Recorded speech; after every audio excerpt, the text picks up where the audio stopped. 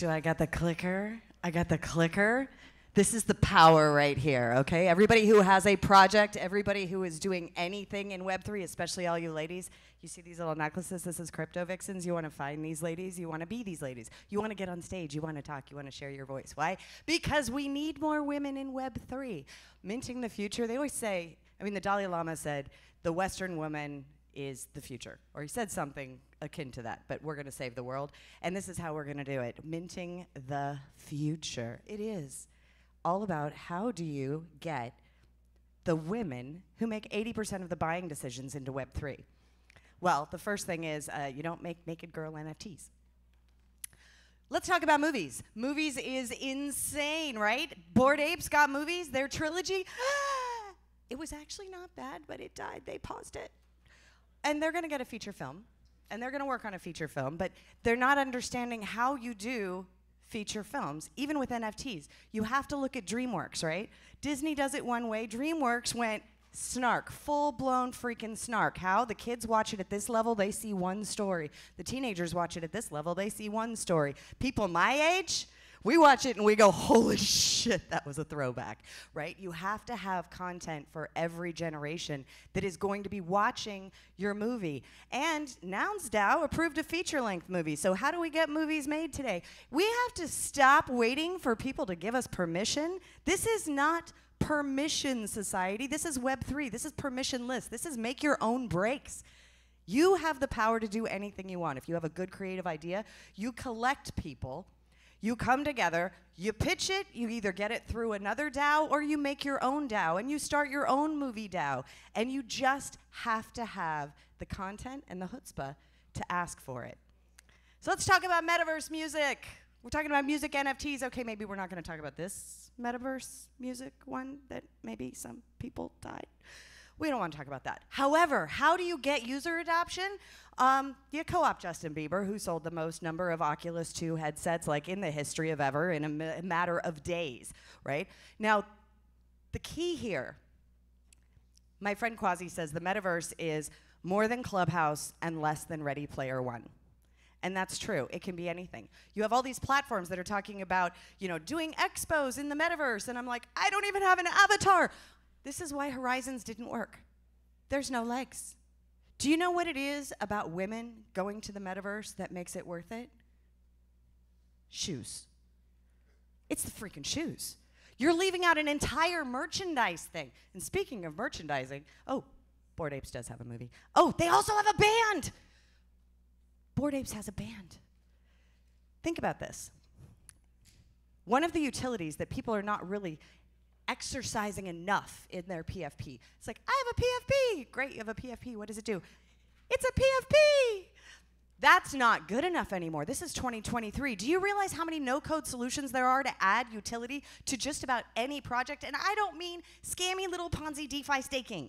What TF? I'm not going to swear in this one because it's going on video. So you have to add more utility than that, and you have to add opportunity to the people who are actively engaged in your community. How are you going to reward them? How are you going to make them feel like, as part of this community, they have ownership, right? They have a piece of the success of this project beyond just the floor price, right? They want credibility, they want access, they want opportunity. You have to have a proposal process because they're going to come up with something freaking genius that nobody has ever thought of before, and your entire community is going to go, oh, hells yes. Ooh, I swore. Yes. Right? But if you don't give them that opportunity to speak, if you leave everything with the founding team to do everything and control everything, you could literally suffer a lapse, like we just did with Billionaire Zombies Club, to basically try and get it back to the community-owned where it should be. Metaverse music.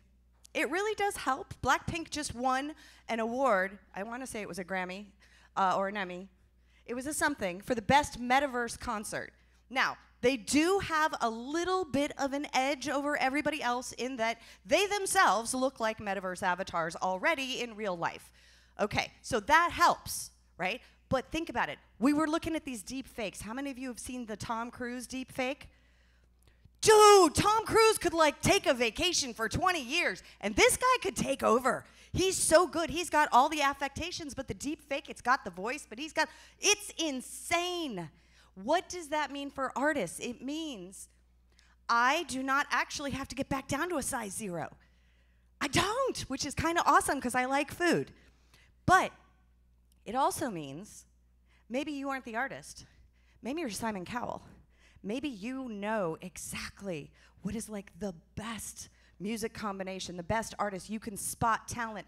What if now, instead of having to search the world for talent, you can prompt engineer your way into the next Grammy award-winning multi-platinum album? Simon could do that, but it's not just Simon. We have enough tools right now that will allow anybody to do that. Anybody. Just wait, my album's coming out later this year. So retail, I was talking about shoes? Shoes, seriously, shoes. So Nike did a thing with Artifact, and they're doing shoes, right? Whoops, they're doing shoes, but there's another piece of this. We are leaving out, we're doing everything Web3, and we are leaving out things like IMVU with like 8 million users, right? You remember Second Life? IMVU is the same thing. These are avatar chat platforms, VR chat.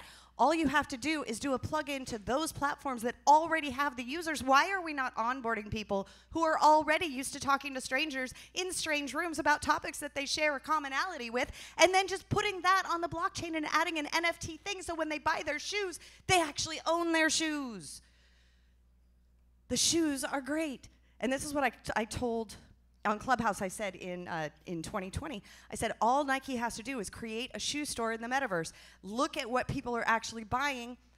Use drop culture. Everybody knows about drop culture. You say, I got 100 pairs there at this location, and there is a line around the block. It is more than it's way hotter than an iPhone because there's way more iPhones, right? My friend's husband has 1,500 pairs of sneakers that have never been worn that are in boxes. And they have to have an extra bedroom just for the shoes so they're climate controlled. When we're talking about metaverse shoes, we're talking about not needing the storage, not needing the closet space. And are you doing the math? Can you quickly do the math this quickly? Because I'm telling you, there's 279 editions at $3,000 for one pair of metaverse shoes. Drop culture works. It really works. Now, Nike's getting in on the loyalty piece, which is kind of cool. That is another way that you can build this. You can start small and just put in a loyalty program. Just put in a token that all it does is add up to things that they can buy in the marketplace with this token, and it actually does make money. We've got books. Neil Strauss did the first decentralized book. The collabs, though, this is where you guys, this is the money. Collabs are the money. Okay, crowd participation. You have these collective narratives for lore, right? It's not cool to just have one person write the entire thing. If you want to make your community like super vibrant, you have to give them the opportunity to give a backstory inside the lore. So, right, it's what do they call that? Like Star Wars, where it's the name escapes me. But let them build the backstory for their character. That character can then take on a life of its own. You can use character.ai to start training an AI to be your avatar's actual thinking piece and create an entire backstory. And then that actually is licensable because those, you put them all in a room and you say, here's your in, here's your out. It's like freaking improv. It's insane, okay? So you do need to plan everything. You have to architect. You can't just wing it, right? You need the checklist. Who are your influencers? Who are the people that you're going to bring onto the project? But what is the project? Are you having a royalty token? Are you doing token-gated access? What kind of content, right? But stop freaking waiting for permission. It is beyond time for us to just take control. And maybe if we have to, beg for forgiveness. I'm Adryenn Ashley, and I hope that that enlivened you a little bit, brought a little energy to the room, and gave you a little insight on what is next.